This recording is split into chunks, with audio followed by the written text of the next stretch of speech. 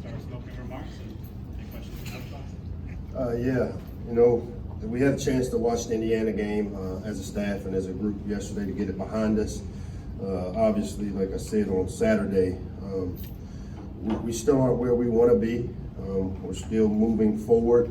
Obviously, not at the pace that I would like to see us move, but there were some things that we can take away from that game that kind of shows that our team is moving in the direction we want to see it in. You know, it was the first game that we didn't play to the scoreboard. You know, when we've gotten down in games early, they usually haven't worked very well for us, and we were able to put this game and get this game into the fourth quarter. We battled from 10 down in the second half and made it, or gave ourselves an opportunity to win the game in the end, where we had two opportunities. And to me, that's where we've got to be able to take the next step, which is learning how to execute in critical situations. And that's, again, it's on coaching, it's on me to get our team to be able to execute at that type of level, especially when the game's on the line. But I was happy to see our team not play to the scoreboard throughout the course of the game. And even though we were down some and we battled back, we gave ourselves a chance to win in the fourth quarter. And now we've got to be able to take the next step. So I thought we played for all 60 minutes. We're looking to get back on track this weekend at Minnesota. A team that's, again, a really well-coached team, and PJ has done a great job with that program. They're playing with a lot of confidence in all three phases. You know, you look at them on the offensive side of the ball, they do a great job of running the football. They're massive up front, big bodies, and they do a good job of running the ball, and then complementing the run game with their receivers and the RPO stuff. So they pose a great challenge to us from a defensive standpoint. You know, on the defensive standpoint, the defensive side of the ball for us offensively, again, it goes back to us being able to take care of the football. And when we've taken care of the football on offense, we've usually played pretty well. So we've got to get back to playing good, clean football where we don't turn it over. And then special teams, you know, we've got to do a great job of trying to create momentum with our special teams play. And it was good to see Isaiah Hazel last week make a big play on the kickoff team to give us a chance there. Forcing that fumble to give us a chance to have favorable field position. We're partnering with Minnesota in this game. We're partnering with them. We're going to have a mental health awareness game, and both teams are going to wear the mental health awareness pin that you see me wearing today on our helmets.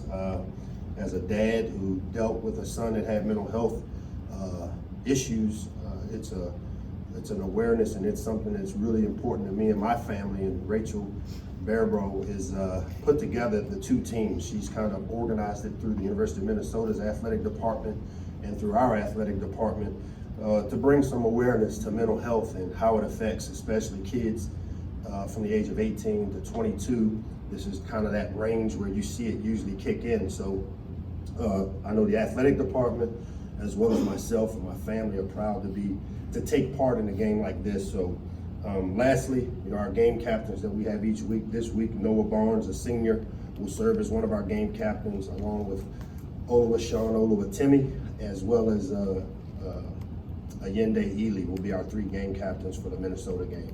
And with that, I'll open it up to any questions. Coach, could you give us any updates on Josh Jackson and McFarland in terms of their ankle injuries? Yep, both those guys are back at full 100%. They practiced yesterday. They're at 100% in terms of their expectation to play this Saturday. So it's good to be able to have both those guys back as weapons for us from an offensive standpoint. You know, I think the time off for Ant last week really helped speed up the recovery. He's gotten a lot of the swelling out. Yesterday in practice, he looked again to be at full speed, which was good to see. And then to see Josh be able to take reps again with the first team, and it's great to have both those guys back. Coach, Minnesota's unbeaten, but they're far from a Big Ten blue blood, as it were. They easily could have lost their first 4 games, but they've gained momentum. Does that, as you build this program, does that give you, I guess, something to shoot at and shoot for? Because here's a school that they gritted their way through a rough September, and they're playing very well right now. They're playing with great confidence, and if you've ever had a chance to meet PJ Fleck. I think that team is really taking on his personality in that they're high energy guys. They play really smart, really clean, really disciplined in all three phases. And when you look at their record, they're undefeated. And how they've played, who they've played, to me really doesn't matter. And that's where the confidence comes from. And I do believe when you watch them, they're playing with a great amount of confidence.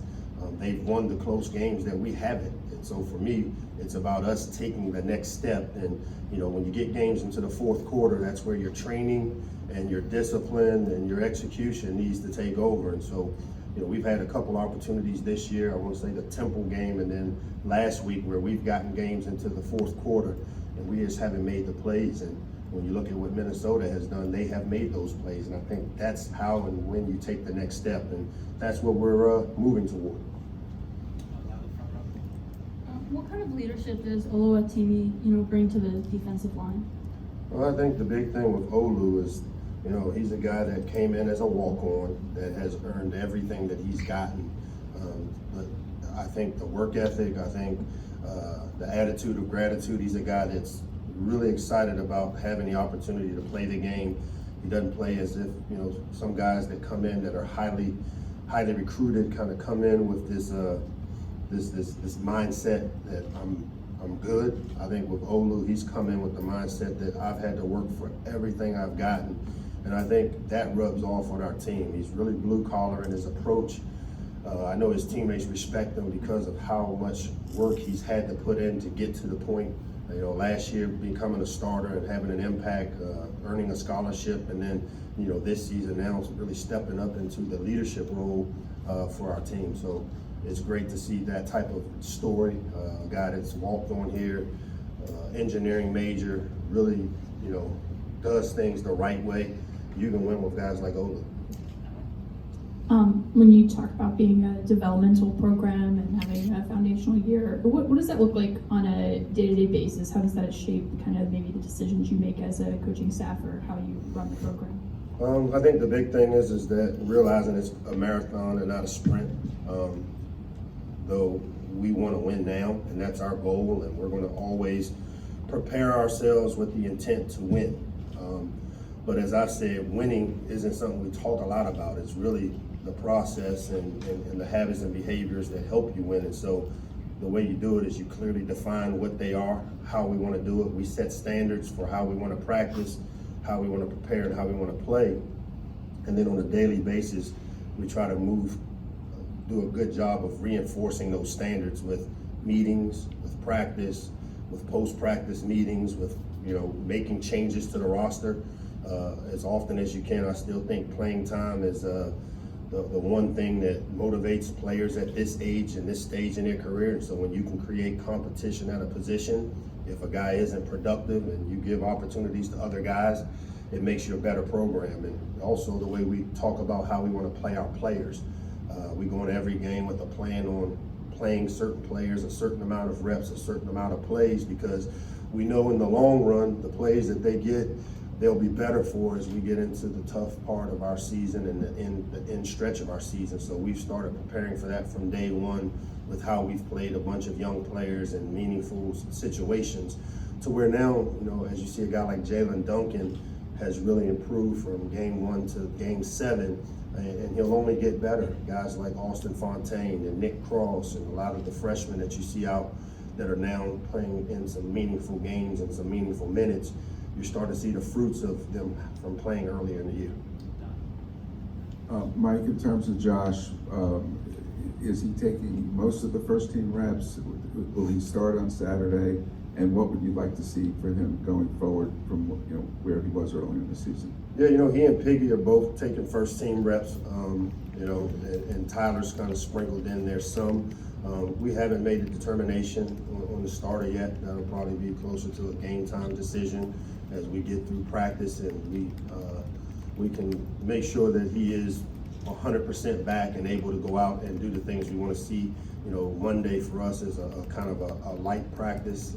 Today and tomorrow we'll really get a better feel for where he is. But it was good to see that there wasn't the noticeable limp, there wasn't the ankle brace on, and he feels good. And I think the extra rest that he got with last week being an emergency third for us will benefit us. But we'll make that decision as to the start as we get closer to game time, based on how those guys practice this week and how they perform. And then, that's kind of how we'll go with it. To your right, Dave. Coach, the last couple of weeks, how tough was it for Anthony McFarland's desire to, I guess, exceed his health? And what kind of kid is he like to coach in practice, and how important is it to have him back on that practice field and on the game field eventually? Yeah, anytime, one of your better players is not there, for us, we need every weapon we can have out there playing for us.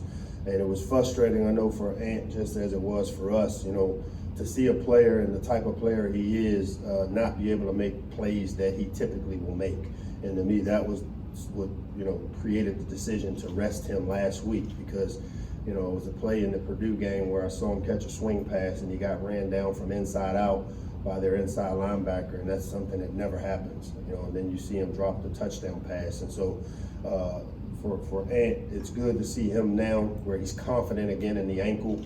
And I think last week's rest and really getting his body healthy will benefit us, because we're heading into a big game here this week up at Minnesota, which is a hostile environment. So it's great to have him back. I do know he was frustrated, as I was and as we were as a team, that he wasn't at 100%. And, to have 100% Anthony McFarland will help the Terps. To your left on the counter, Patrick. Mike, it's comfy up here. That's it. Anyway, building off of Emily's question, when you look at trying to manufacture depth at this stage of building a program, how much of there is a tug for you between you really want to win and you also really want to put these guys in a position to succeed? And is there kind of a back and forth there for you and for your staff in terms of solving that? No, because we really want to win. I mean, that's the bottom line. We really, really want to win. And we also want to give our players the best possible chance to win. And you do that with how you put together game plans, with how you develop your depth, with how you play your players. And, to me, that's just as much the chess match as to what plays you call, but how you want to play your players when you get into the games. And we had to make decisions early on in the season when we had some injuries to kind of force ourselves. I mean, coaches have a tendency to want to play the guy that knows what to do and that has experience over an inexperienced guy that you don't know what you're going to get. But I'm a big believer that the only way they're going to get better is by playing. And so we've really forced some young guys into having to play, and they've played in integral parts of the game and integral parts of the season. And we'll be so much better for it. But, our ultimate goal is to always kind of put together a plan that gives us a chance to win. And, we've been close in 2 of the last 4 games that I really feel like, we got games to the fourth quarter. Temple, we got the game to the fourth quarter. Indiana, that we've got to figure out how to win those games. And that's where I say it's on my shoulders as the coach to put us in a position to know how to be able to execute in those critical situations.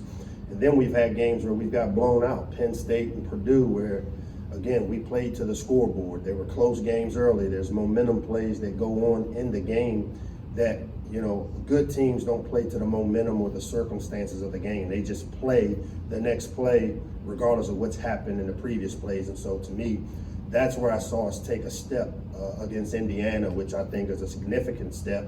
And now we've got to kind of put it all together and finish games.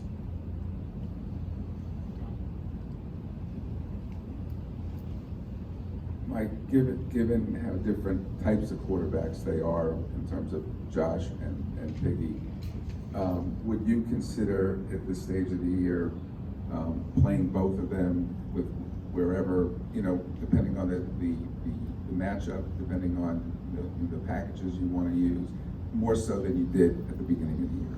There's no doubt we need to play those guys that give us the best chance to win, and they're a lot more similar than we want to make them different. I do think Piggy's element of being able to make plays with his feet, when he extends plays, he extends them through running, where Josh extends plays in the pocket with throwing the ball.